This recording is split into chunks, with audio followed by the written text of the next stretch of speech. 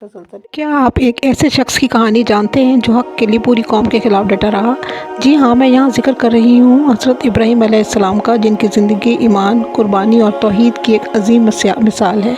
آپ کو ناقابل تصور چیلنجوں کا سامنا کرنا پڑا، جن میں بتوں کو توڑنا، آگ کا سامنا کرنا اور حق کی خاطر پوری قوم کے سامنے ڈٹا رہنا، اور اللہ کے لیے ان کا غیر متزلزل ایمان۔ قرآن مجید کی تقریباً 22 صورتوں میں حضرت ابراہیم کا ذکر آتا ہے۔ آپ مسلمانوں کے رسول مقبول حضرت محمد صلی اللہ علیہ وآلہ وسلم کے جد امجد ہیں۔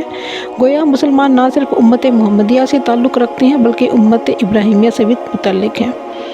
مسلمان حضور اکرم صلی اللہ علیہ وآلہ وسلم کے ساتھ ساتھ حضرت ابراہیم اور ان کی اولاد پر بھی درود بھیجتے ہیں اور قیامت تک بھیجتے رہیں گے۔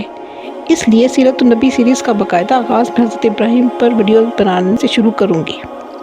حضرت ابراہیم علیہ السلام جو اللہ کے برگزیدہ نبی اور پیغمبر ہیں، جن کو خلیل اللہ، اللہ کا دوست کہا جاتا ہے، تقریباً 4,000 سال قبل عراق میں پیدا ہوئے، اور ان کی والدہ کا نام نونا اور والد کا نام آزر تھا۔ ایک اور روایت ہے کہ ابراہیم کلدانیہ کے شہر ار میں پیدا ہوئے۔ 3 بڑے مذاہب یہودیت، عیسائیت اور اسلام کے عظیم پیغمبروں میں سے ایک ہے۔ یہودی اور عیسائی بھی حضرت ابراہیم علیہ السلام کو اپنا پیشوا مانتے ہیں۔ مذہب اسلام میں ان کو بڑی قدر کی نگاہ سے دیکھا جاتا ہے۔ چنانچہ قرآن کریم کی 14ویں سورت سورہ ابراہیم انہی سے منسوب ہے۔ اللہ تعالیٰ نے قرآن کریم میں متعدد جگہوں پر حضرت ابراہیم علیہ السلام کے احوال و اوصاف بیان فرمائے ہیں۔ اللہ تعالیٰ نے قرآن کریم میں انہیں امت اور امام الناس کے لقب سے پکارا ہے، اور انہیں متعدد مرتبہ حنیف بھی کہا ہے۔ قرآن کریم میں انہیں مسلم بھی کہا گیا ہے۔ قرآن کریم میں بہت سارے ایسے انبیاء کرام کا تذکرہ ہے جو حضرت ابراہیم علیہ السلام کے نسل میں سے ہیں۔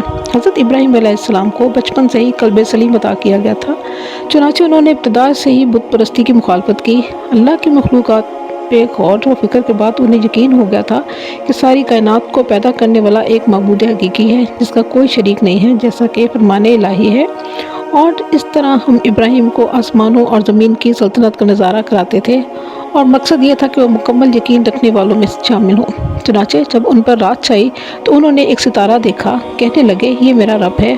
پھر جب وہ ڈوب گیا تو انہوں نے کہا میں ڈوبنے والوں کو پسند نہیں کرتا۔ پھر جب انہوں نے چاند کو چمکتے دیکھا تو کہا یہ میرا رب ہے۔ لیکن جب وہ بھی ڈوب گیا تو کہنے لگا اگر میرا رب مجھے ہدایت نہ دے تو میں یقیناً گمراہ لوگوں میں شامل ہو جاؤں۔ پھر جب انہوں نے سورج کو چمکتے دیکھا تو کہا یہ میرا رب ہے، یہ زیادہ بڑا ہے۔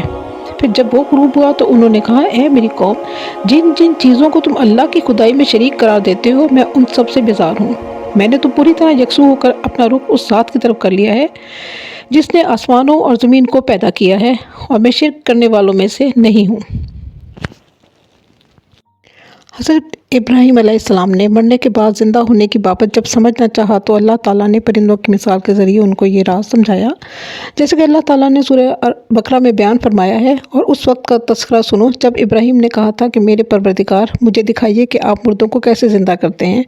اللہ نے کہا کیا تمہیں یقین نہیں؟ کہنے لگے یقین کیوں نہ ہوتا، مگر یہ خواہش اس لیے کی تاکہ میرے دل کو اطمینان حاصل ہو جائے۔ اللہ نے کہا اچھا تو 4 پرندے لو اور انہیں اپنے سے مانوس کر لو، پھر ان کو ذبح کر کے ان کا ایک ایک حصہ ہر پہاڑی پر رکھ دو، پھر ان کو بلاؤ، وہ چاروں تمہارے پاس دوڑے چلے آئیں گے۔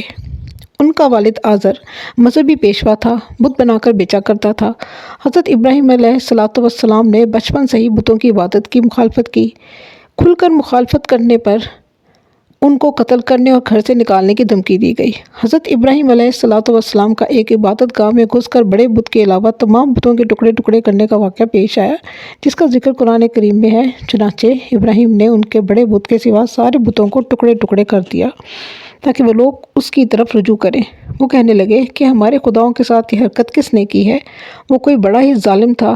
کچھ لوگوں نے کہا ہم نے ایک نوجوان کو سنا ہے کہ وہ ان بتوں کے بارے میں باتیں بنا رہا تھا، اسے ابراہیم کہتے ہیں۔ انہوں نے کہا تو پھر اس کو سب لوگوں کے سامنے لے کر آؤ تاکہ سب گواہ بن جائیں۔ پھر جب ان کو لایا گیا تو وہ بولے ابراہیم کیا ہمارے خداؤں کے ساتھ یہ حرکت تم ہی نے کی ہے؟ ابراہیم نے کہا نہیں، بلکہ یہ حرکت ان کے اس بڑے سردار نے کی ہے، آپ انہی بتوں سے پوچھ لو اگر یہ بولتے ہیں۔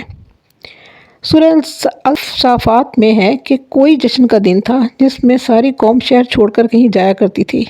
حضرت ابراہیم علیہ السلام نے ان کے ساتھ جانے سے معذرت چاہی، اور جب سارے لوگ چلے گئے تو بت خانے میں جا کر سارے بتوں کو توڑ ڈالا، صرف ایک بت کو چھوڑ دیا۔ بعض روایت سے معلوم ہوتا ہے کہ اپنی کلہاڑی بھی اس کے گردن میں لٹکا کر چھوڑ دی۔ اس عمل سے حضرت ابراہیم علیہ السلام کا مقصد یہ تھا کہ وہ لوگ اپنی آنکھوں سے ان بتوں کی بے بسی کا منظر دیکھ سکیں اور یہ سوچیں جو بت خود اپنا دفاع نہیں کر سکتے وہ دوسروں کی کیا مدد کریں گے۔ اور پھر نمرود بادشاہ کے ساتھ مناظرہ ہوا۔ مناظرہ میں حضرت ابراہیم علیہ السلام کے منطقی جواب پر غور کرنے کے بجائے یہ شاہی فرمان جاری کیا گیا کہ اس کو جلا ڈالو اور اپنے معبودوں کی مدد کرو۔ حضرت ابراہیم علیہ السلام کو آتش نمرود میں ڈالا جانے کا واقعہ پیش آیا۔ جب نمرود نے حضرت ابراہیم کو بلا کر اس بارے میں بحث پرس کی، آپ نے سخت لہجے میں جواب دیا۔ نمرود نے آپ کو جیل بھجوا دیا اور معاملہ کو شورا کے سپرد کر دیا۔ شورا کے ارکان نے مشورہ دیا کہ اس شخص کو آگ میں ڈال دیا جائے۔ چنانچہ آگ کا بڑا لو تیار کیا گیا اور حضرت ابراہیم کو اس میں ڈال دیا گیا اور لوگوں نے دیکھا کہ حضرت ابراہیم آگ میں ٹہل رہے ہیں۔ قرآن پاک میں اللہ تعالیٰ کا فرمان ہے، مگر اللہ تعالیٰ کے حکم سے آگ حضرت ابراہیم کے لیے ٹھنڈی ہونے کے ساتھ ساتھ سلامتی اور آرام کی چیز بن گئی۔ جیسا کہ فرمان الہی ہے، وہ ایک دوسرے سے کہنے لگے، آگ میں جلا ڈالو اس شخص کو اور اپنے خداؤں کی مدد کرو اگر تم میں سے کچھ کرنے کا دم ہے۔ چنانچہ انہوں نے ابراہیم علیہ السلام کو آگ میں ڈال دیا اور ہم نے کہا، اے آگ ٹھنڈی ہو جا اور ابراہیم کے لیے سلامتی بن جا۔ کہ اللہ تعالیٰ کے حکم سے وہ آگ حضرت ابراہیم کو کچھ بھی نقصان نہ پہنچا سکی۔ اس قوم کی بدنصیبی کی حد یہ تھی کہ اتنا بڑا معجزہ دیکھنے کے باوجود بھی ایک آدمی ایمان نہ لایا۔ چنانچہ حضرت ابراہیم عراق چھوڑ کر ملک شام تشریف لے گئے اور وہاں سے فلسطین چلے گئے اور وہیں مستقل قیام فرما کر اس کو دعوت کا مرکز بنایا۔ پھر اللہ تعالیٰ نے ان کے جانے کے بعد اس قوم سے اپنی نعمت چھین کر اس کو طرح طرح کے عذاب میں مبتلا کیا اور ایک حقیر سا مچھر یا چیونٹی سے ان کے بادشاہ نمرود بن کنعان کو ہلاک کر دیا اور اس کے ساتھیوں کو غارت کر دیا۔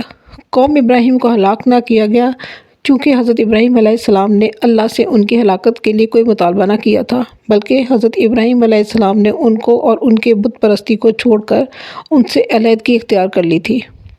قوم ابراہیم علیہ السلام دنیا سے مٹ گئی اور ایسی مٹی کہ اس کا نام و نشان تک باقی نہ رہا۔ اس میں سے اگر کسی کو بقا نصیب ہوا تو صرف ابراہیم علیہ السلام اور ان کے مبارک فرزندوں اسماعیل علیہ السلام اور اسحاق علیہ السلام کے اولاد ہی کو نصیب ہوا۔ قرآن میں اگرچہ اس عذاب کا ذکر نہیں کیا گیا ہے جو حضرت ابراہیم علیہ السلام کے نکل جانے کے بعد ان کی قوم پر آیا، لیکن اس کا شمار مہذب کاموں میں کیا گیا۔ اللہ کی رضا کے لیے اپنی خواہشات اور عزیز ترین چیزوں کو قربان کرنے میں ہی اصل کامیابی ہے۔ کیا ہم بھی حضرت ابراہیم علیہ السلام کے نقش قدم پر چلنے کے لیے تیار ہیں؟ یہ سوال ہر مومن کو اپنے دل سے پوچھنا چاہیے۔